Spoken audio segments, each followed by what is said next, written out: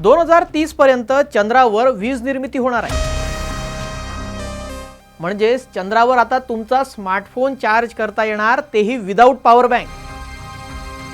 अमेरिकेची अंतराळ संशोधन संस्था म्हणजे नासानं एक मिशन हाती घेतलंय।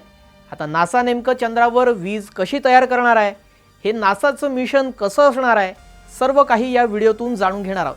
त्यासाठी व्हिडिओ शेवटपर्यंत पहा। नमस्कार, मी श्रेयस पांडे, तुम्ही पाहताय न्यूज 18 मराठी।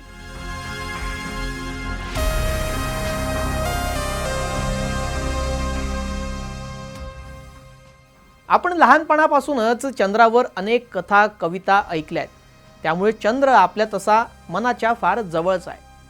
पण कल्पना करा, चंद्रावर मानवी वसाहती आहेत, रोबोट्स काम करत आहेत आणि तिथे 24 तास वीज उपलब्ध आहे। हे आता केवळ सायन्स फिक्शन उरलेलं नाही आहे। नासा आता चंद्रावर चक्क वीज तयार करण्याच्या तयारीत आहे। वीज ही इलेक्ट्रोमॅग्नेटिकल जनरेटरद्वारे तयार केली जाते। यात कोळसा, पाणी, वारा, अणुऊर्जा किंवा सूर्यप्रकाश वापरून टर्बाइन फिरवलं जातं, जे जनरेटरमधील चुंबक फिरवून विद्युत ऊर्जेमध्ये त्याला रूपांतरित करतं। तर आता तुम्हाला प्रश्न पडला असेल की चंद्रावर कोळसा, पाणी, वारा तर नाही आहे, मग वीज कशी तयार करणार? तर असं आहे की नासा चंद्रावर न्यूक्लिअर रिॲक्टर म्हणजेच अणुभट्टी उभारण्याच्या तयारीत आहे। आर्टेमिस कार्यक्रमाअंतर्गत दीर्घकालीन अंतराळ मोहिमा आणि भविष्यातील मंगळ ग्रहावरील प्रवास लक्षात घेऊन नासानं हे मिशन हाती घेतलंय। नासाच्या आर्टेमिस कार्यक्रमाअंतर्गत मानवाला पुन्हा चंद्रावर पाठवण्याची तयारी सुरू आहे। पण जिथे राहण्यासाठी सर्वात मोठी अडचण आहे ती म्हणजे ऊर्जा। चंद्रावर एक रात्र पृथ्वीच्या 14 दिवसांइतकी मोठी असते। अशा वेळी सोलर पॅनल तिथं काम करत नाही। म्हणूनच अमेरिकेच्या ऊर्जा विभागातल्या सहकार्यानं नासा चंद्रावर अणुऊर्जा प्रकल्प राबवतो। या प्रकल्पाअंतर्गत अणुऊर्जा रिॲक्टरच्या माध्यमातून चंद्रावर वीज निर्मिती केली जाणार। नासाचा दावा आहे की हा प्रकल्प 2030 पर्यंत पूर्ण केला जाईल आणि अनेक वर्ष सुरक्षित आणि स्थिर ऊर्जा पुरवठा करत राहील। नासाचे जे काही अध्यक्ष आहेत त्यांनी याबाबत सांगितलंय की अंतराळ संशोधनातील सुवर्ण युगाची ही सुरुवात असेल। आता हे न्यूक्लिअर रिॲक्टर नेमकं काय आहे ते आपण समजून घेऊया। तर न्यूक्लिअर रिॲक्टर जे आहे ते एक तंत्रज्ञान आधारित एक टेक्नॉलॉजी आहे, ज्यामध्ये न्यूक्लिअर फिजन प्रक्रियेद्वारे वीज निर्मिती होते। यामध्ये होतं असं की इंधन म्हणून युरेनियम 235 किंवा प्लुटोनियम 239चा वापर होतो। अणूचे विखंडन झाल्यानंतर प्रचंड उष्णता निर्माण होते आणि त्या उष्णतेतून टर्बाइन फिरवले जातात आणि त्यातूनच वीज निर्मिती होते।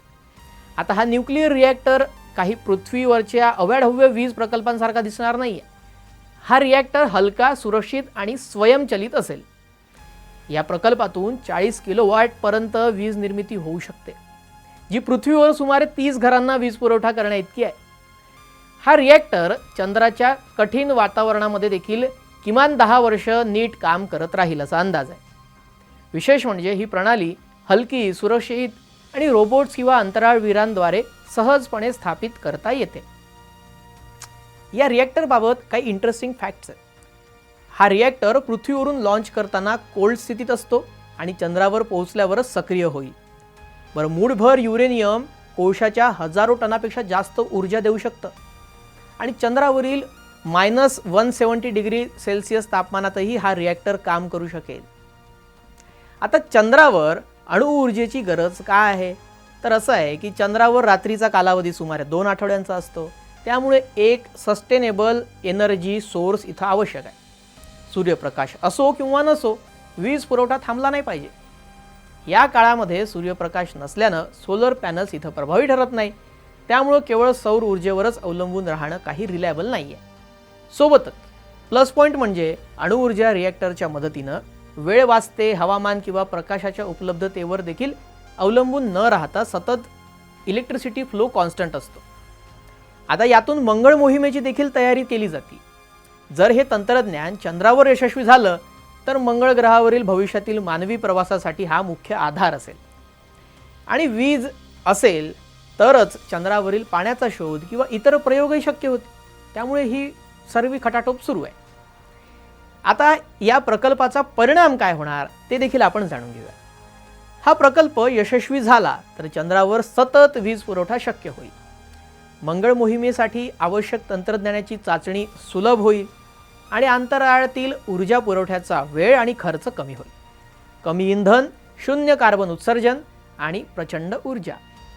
अणुऊर्जा आता केवळ पृथ्वीलाच नाही तर संपूर्ण विश्वाला उजळून टाकण्यासाठी सज्ज झाल्याचं दिसतंय.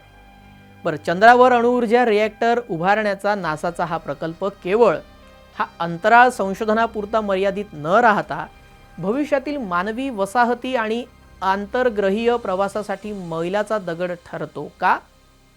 चंद्राच्या या पहिल्या वीज निर्मिती केंद्राबद्दल तुम्हाला काय वाटतं? कमेंट करून नक्की सांगा. भेटूयात पुढील नव्या ग्लोबल अपडेटसह. नमस्कार.